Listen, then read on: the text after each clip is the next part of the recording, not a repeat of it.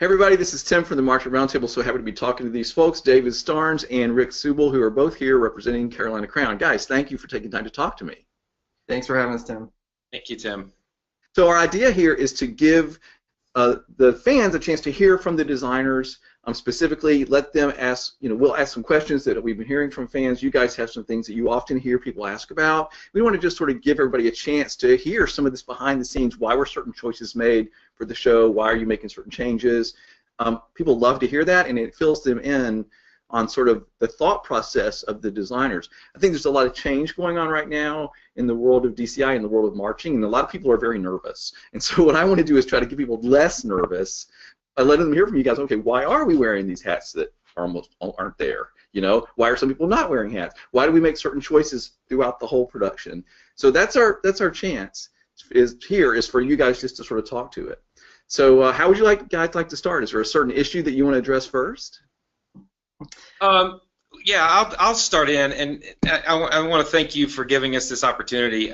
Rick and I kind of work as the head of the design team, and I kind of oversee the whole staff, and Rick kind of oversees the artistic vision of the visual stuff.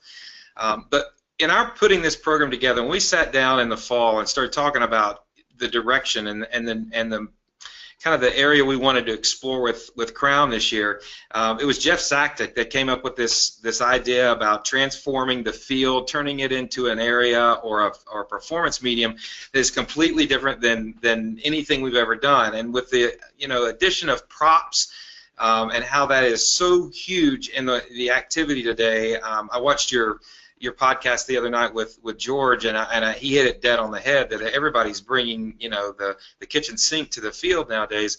We thought, how cool would it be to take what it is that every single group in marching band and drum corps march on and transform that medium and that become our prop.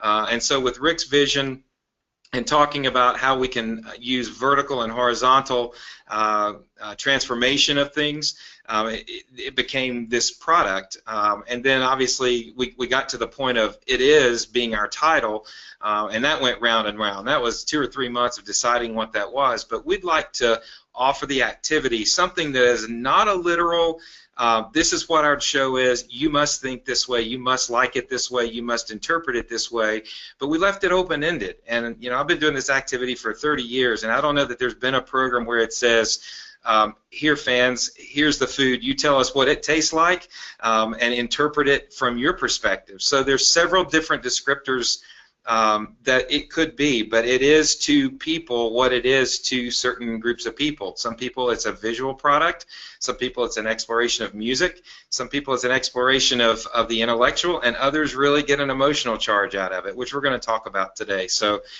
that's kind of the advent of the program and how the thing came to pass. And then from that, it's been, we don't like the word organic, but it's been a transformation of such all through the entire season about what we want this to be, and will be all the way until Saturday night this week, because in my mind, transformation is infinity, and transformation takes place ongoing, and even past Saturday night, this thing could take a mind of its own. So that's kind of just an initial overview of it. And Rick, you want to talk a little bit maybe about the visual motivation of what it is that we took through that? Wait, before you do, Rick, are you telling us, David, that we might see changes to the show all throughout the week?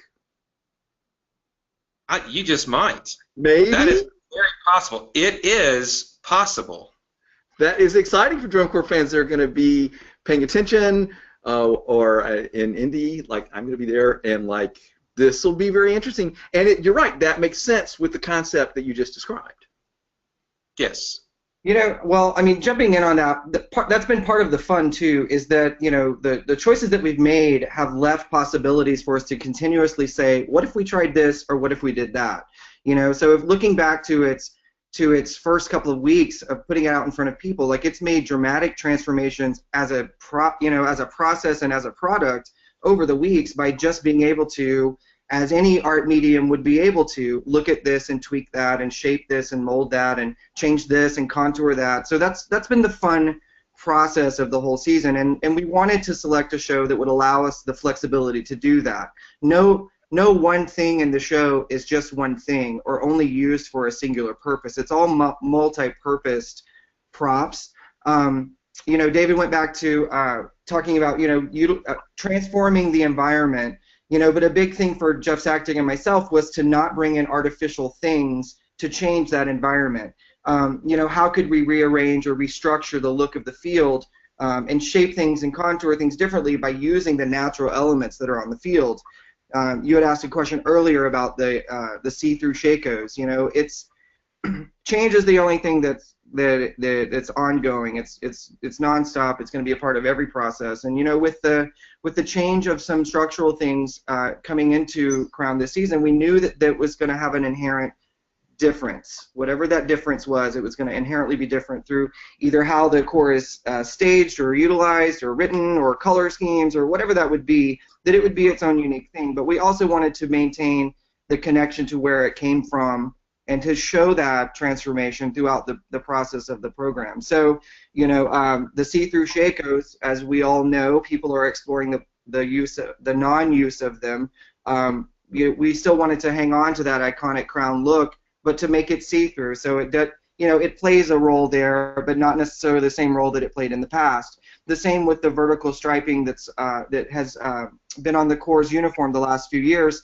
In a show about using yard lines and reshaping the field by the use of yard lines, they had a natural yard line look on the costume that we just sort of elevated and made it more pronounced this year, you know, as the theme dictated. So it's holding on to some things and presenting them in a way of things that people inherently can follow and love and appreciate, and then showing different choices throughout the show to the very end, so that by the end it's a very different feel, it's a very different look, it's very different choices. It's the non-typical choice when we got to those places in the show of sound or visual, or even the utilization of choreographic, you know, writing, that we would choose the non-traditional thing by the end.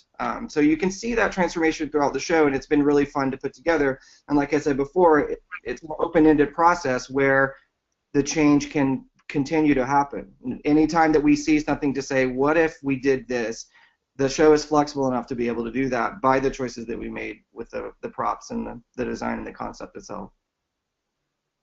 You know, and piggybacking on that from the musical standpoint, Tim, I think you'll appreciate this, and those we've gotten some really